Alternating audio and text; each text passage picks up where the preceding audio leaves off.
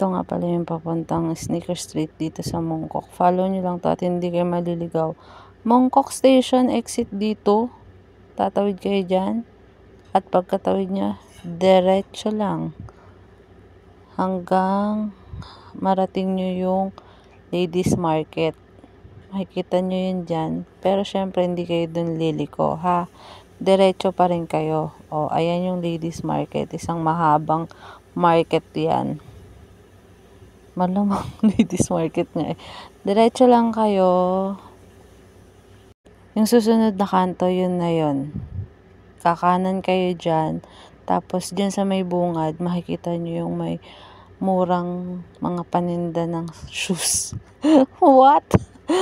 Pati ako nalilito sa explanation ko. Ayan yung may sale, tapos may 5 sa dulo. Maraming branded item dyan. Kayo na bahala pumili.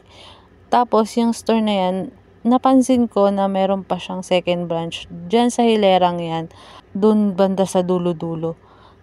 Ayan, pasok tayo. Iba't ibang brand ng shoes ang nandyan. So, kayo na lang mamimili. Tapos, parang may sale sila dyan. Hindi pala parang, may sale sila dyan. Parang pag bumili ka ng dalawa, mas cheaper or may discount pa yung isa. Yan, discounted footwear items, extra 2 pieces. 10% off. Yan. Diba? Ang daming choices. Ikaw na lang bahala kung may bet ka o wala. Kung wala ka namang bet dito sa store na to, marami pang store sa labas. Pwede ka pa mag-check sa iba. Kaya enjoy! Happy shopping!